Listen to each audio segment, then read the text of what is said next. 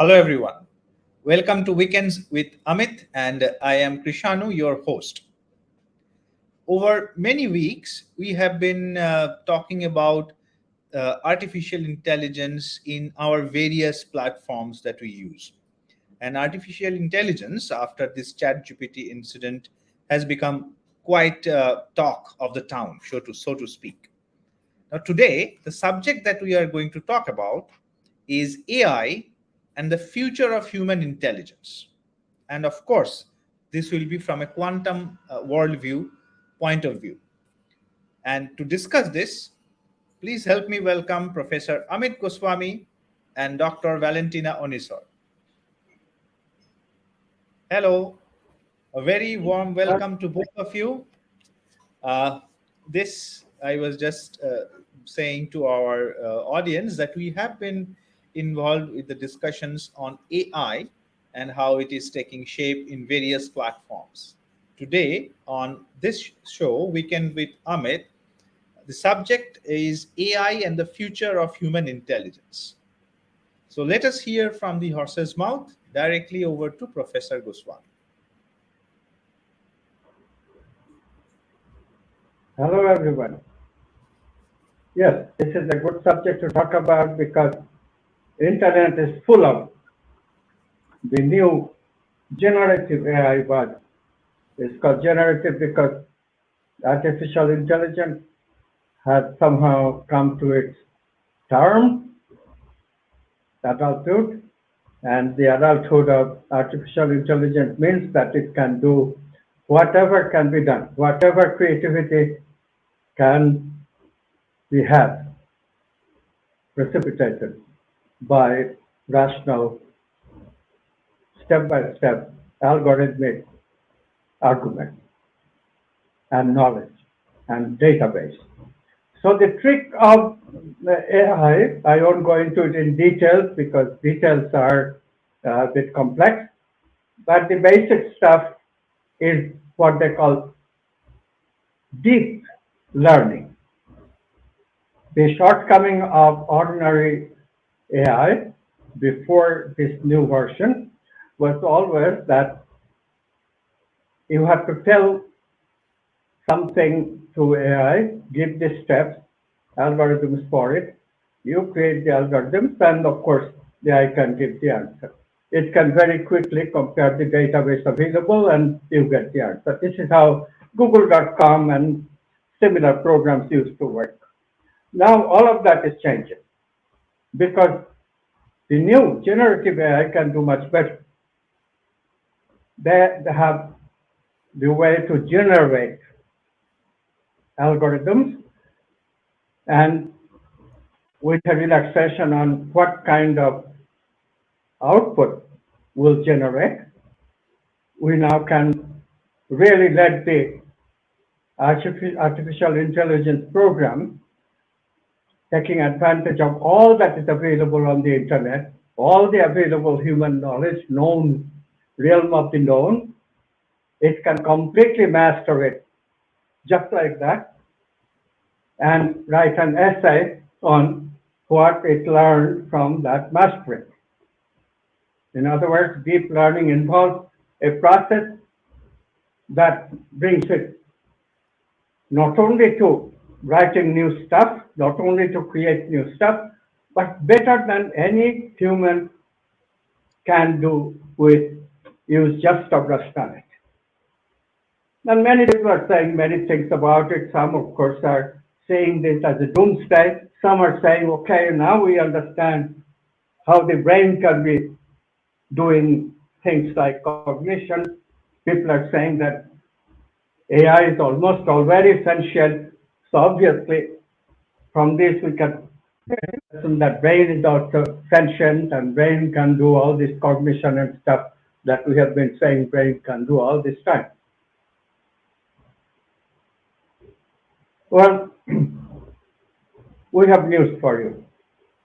None of these conclusions make any sense from a scientific point of view.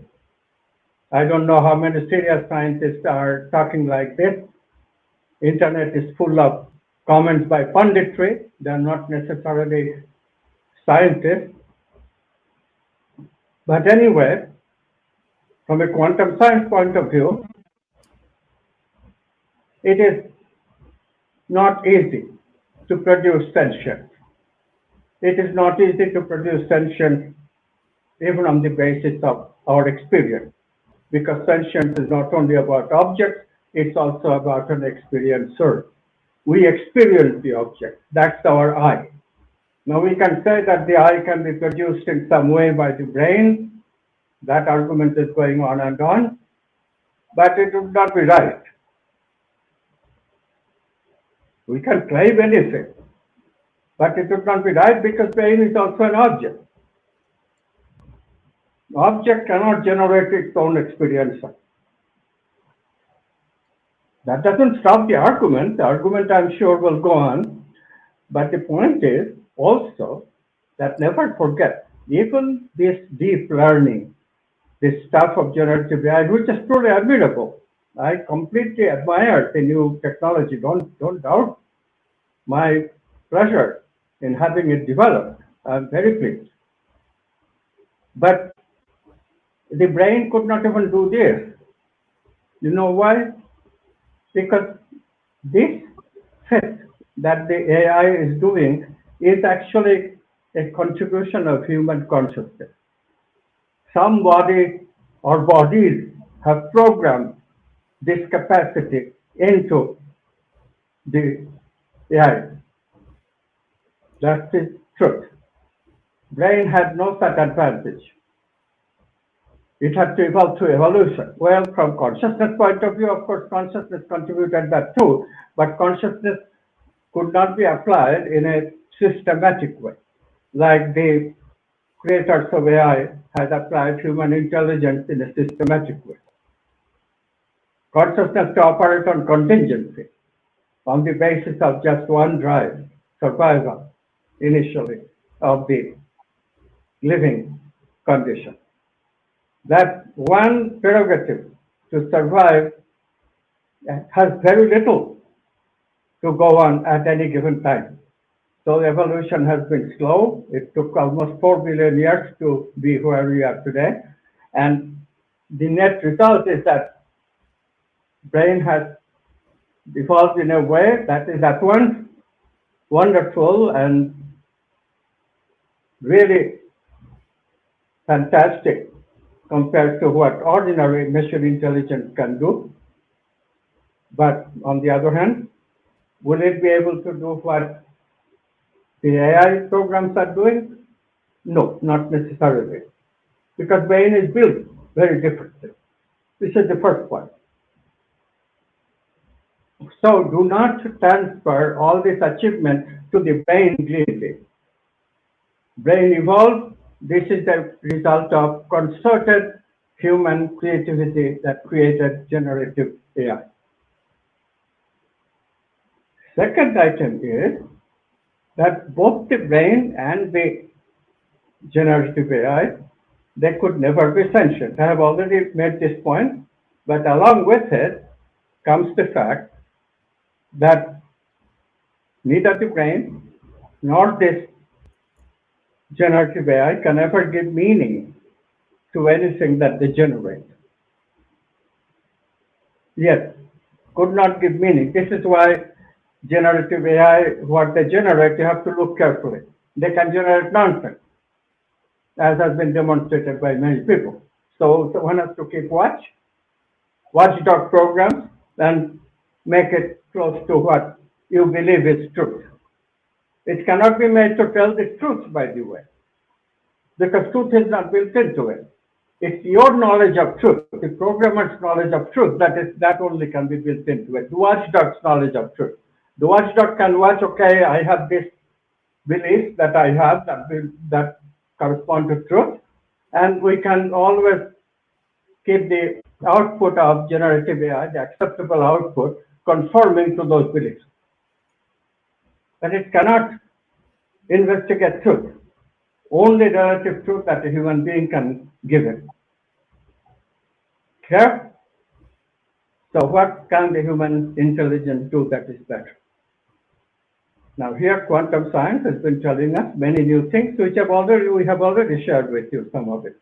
One of that is that human intelligence is better because it can give meaning to stuff that the brain gives it. Brain cannot cognize, but consciousness cognizes with the help of what we call mind, an organizing field that gives meaning to what the brain throws as consciousness. And this is very vital also to other stuff that comes before our consciousness, other stuff like intuition, that are direct communication of consciousness. The objects are all called archetypes. That gives us purpose, love, beauty, justice, truth, this kind of thing. And mind also gives meaning to that, and that's how we get intuitive thoughts. So human creativity is not based on rational thought. In rational thought, the AI, generative AI, in the future, as I said, will be better than human rational intelligence. It's as far as human rational intelligence can go. But here is the human intelligence, what it is about. It can expand one step further. It can not only do meaning, which can again be programmed continuously. So we can open up the knowledge base and make generative AI include all that is known once we have discovered it. But human intelligence can go on discovering forever new because of this intuition, and what we intuit are the archetypes: love, beauty, justice, truth, etc. That is the superiority of the human intelligence. It gives a purpose to human beings. So for living, this is great because a purposive life is satisfactory. It enables us to live longer. All that we have spoken about in many of our programs, webinars with you. Today, let's focus on one aspect. This is a very important aspect. We have a polarization in our society. We are lost in rationalism. This is what the materialists, the scientists, the academicians are trying to do. We are also lost in an anti-science attitude which revolts against the supremacy of rational thinking. By the way, nobody minds some rational thinking. But the point is, rational thinking go all right because the basic assumptions can go all right. Such as much of scientific materialism, their thinking, some of it is correct for the human being, but some of it is not correct for the human being. There, the machine idea, mechanical idea that human being is made of matter only hardware, just does not work. Human beings also have epigenetic software. Human beings also have meaning software. Those things cannot come from matter. So it is obvious, and archetypes, of course. So it's obvious that scientific materialism is not itself not a rational thought. It seems to be working for part of who we are, but it does not work for all of who we are. So the anti-science attitude is not wrong because they are saying that the neglected part, neglected by scientific materialism, is the part that is the important part of the human being, namely love, beauty, justice, truth, etc. But of course, I'm not supporting them either because here's the catch. Look, you cannot explore these archetypes without astrology either. That's the catch. Yes, the archetypes can be studied with feelings, emotions, yes. But you also need rational thought to elaborate on how your take on these archetypes. All the literature, all the creative stuff, including our science that we have created, and that is the basis of civilization, that came because of a combination of intuitive thought, rationality, and feelings and emotions. All are important. And this is the thing that anti-science attitude forgets.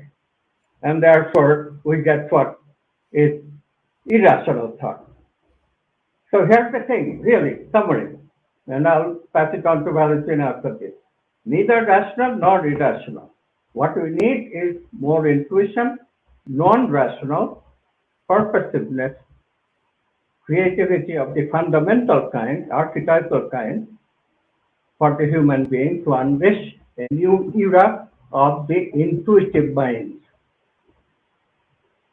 AI in this latest generative variety has done us a favor, ladies and gentlemen.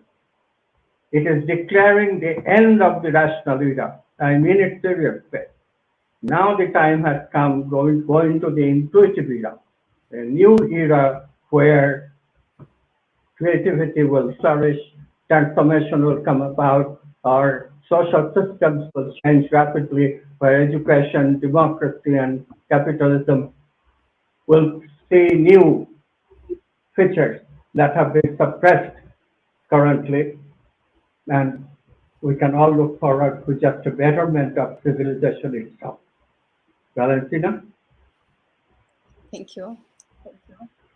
Hello, everybody.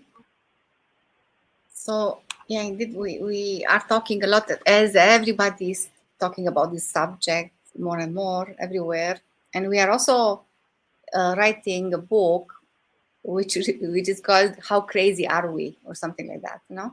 And to me, even the subject again and what's happening nowadays with all that has to do with AI and how actually something that humankind created reaches to control us and to put us down in so many ways, put the creativity down, all these wonderful human potentials. Yeah, it's also a sign of where we are together as humanity. And so again, the point of all this digital technology was initially to make the world creative, expressive, empathic, and interesting, you know. And it has achieved that in some cases. We all use it, right? But there are, in the same time, studies. If you look, you know, there are even people whose kids have committed suicide, and with a very strong online algorithm contribution. So in those cases, life was taken. And it's also interesting to really see the studies about how using internet happens to take away choice. And other studies on internet addiction. So it's really interesting to see what's really doing to our brains, you know, because we have this wonderful human body, including the brain, and we didn't really use it much. You know, it's like we have so much, which is much more than what we have in our phones nowadays. And nowadays, even the phones became much more intelligent than us. We don't even know what to do with our phones. We just use maybe 1% of all that it does, for example, you know. So there are, again, people, even some of the creators of these technologies, that are saying that human extinction even remains a possibility if we abuse AI, you know, and even it's of our own making, you know, in the end.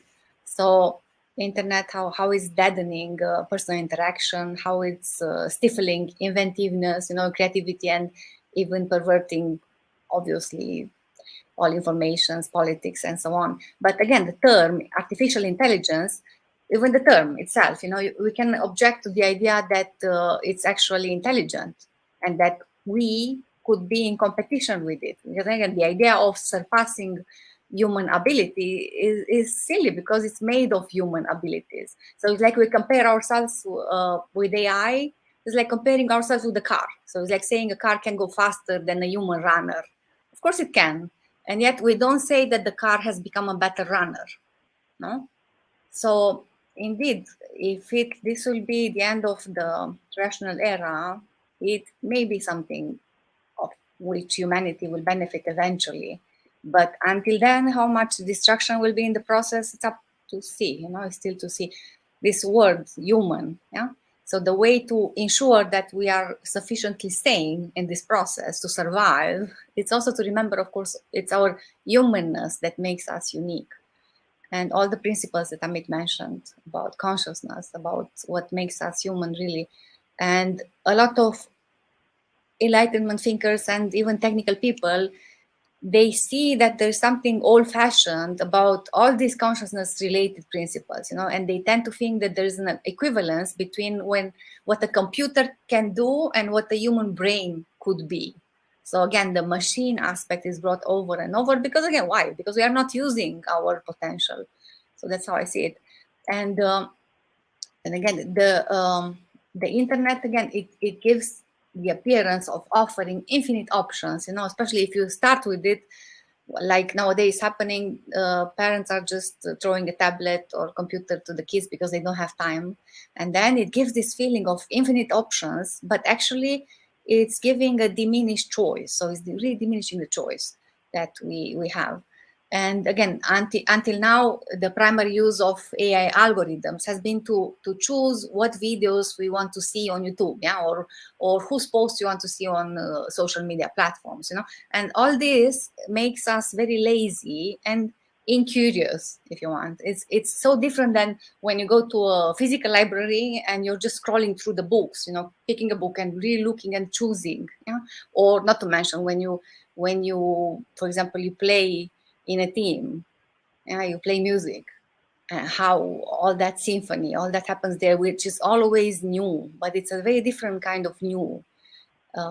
So again, not to mention about what's happening with AI replacing us in the workplace, because again, there's this prospect of chatbots writing articles, and it's not that technology is just there to replace us, but it's how we use it. In the same way how we use a knife. You can use a knife to cut bread, or you can use a knife to kill somebody, right? You can use electricity in the same way to get light in your room, or to electrocute yourself. So it's about how intelligent we are really.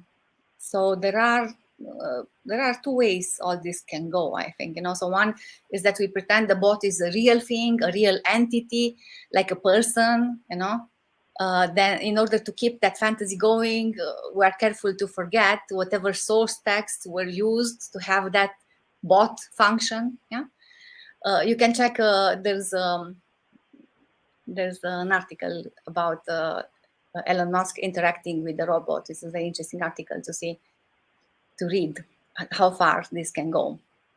And the other way is you keep track of where the sources came from initially. And in that case, a very different world can unfold where if a bot is relied on your reporting, you get payment for it, and there is a shared sense of responsibility and liability where everything works better.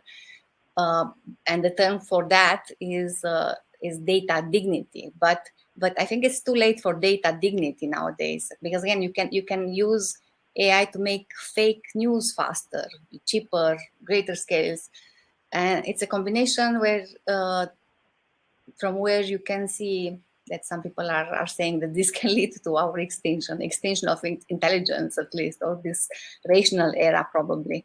So obviously it was inevitable that the internet would create such a thing over time, because we want stuff for free, we want information, we want friendship, we want music for free without putting any kind of effort, right? But it doesn't work like that, so eventually we become the product, and then of course the data can be sold to third parties to sell more things, to sell us more things that we need.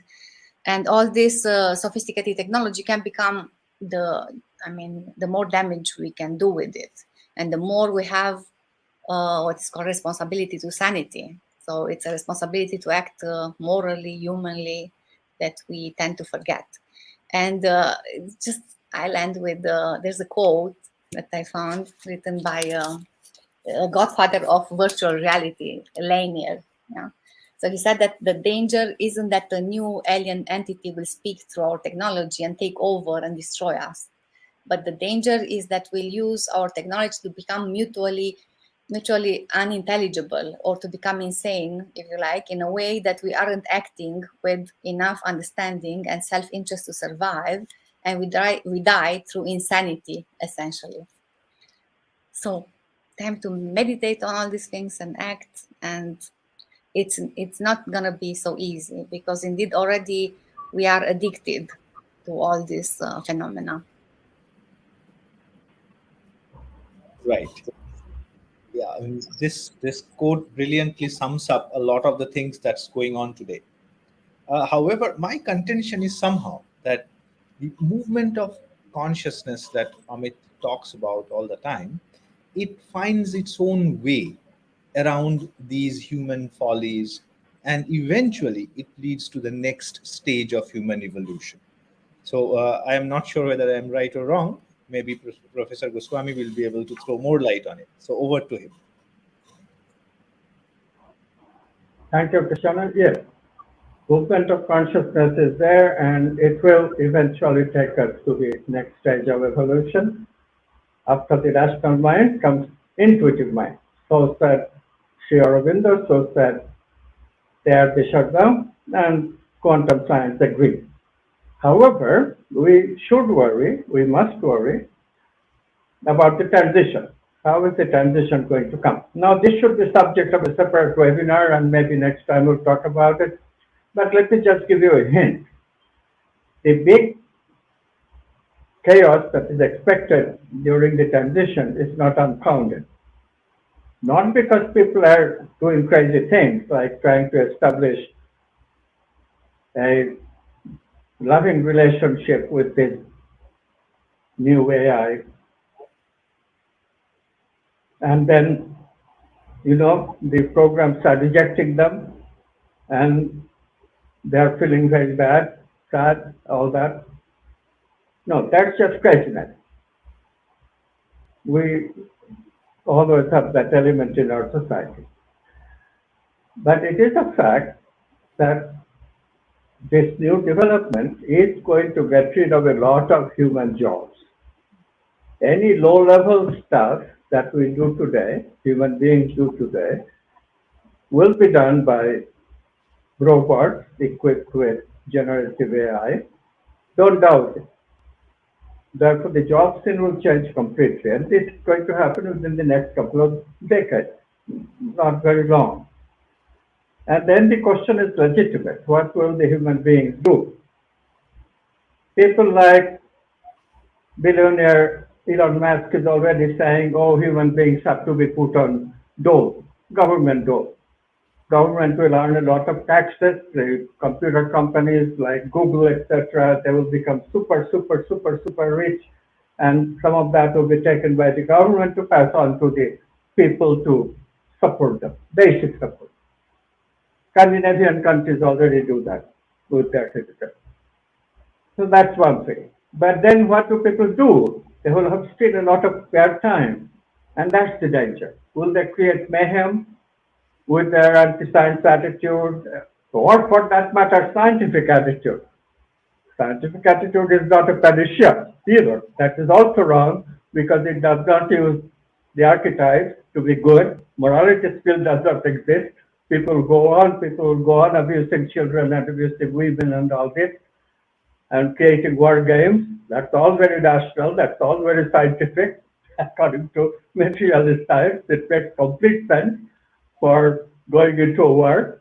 So what do we do about that? Neither the materialists nor the anti-science people seem to understand that we have a serious problem here.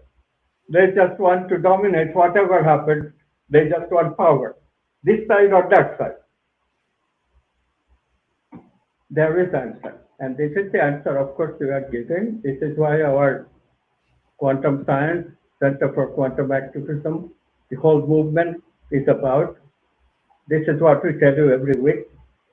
So look for answers for this. What is quantum science's answer to the chaos, to the transition period that's going to be unleashed by this new development, very welcome development eventually, but right now, what can we do to avoid chaos? Thank you. Thank you so much. It was really a wonderful discussion. And if you wish to know more about what we do, what we talk about, please reach out to us and visit our website, www.amitgoswami.org. email us at info@amitgoswami.org. We'll definitely answer back. There are lot of things going on. We just finished a proximity program in Jaipur, India, and a lot of things are on the pipeline. You will get to see all those in the events page. I am very sure that many of you would be wondering how to handle, maneuver this crisis, the problems that confront us, and we have a lot of answers. So do reach out to us. And thank you so much for being with us. See you next week.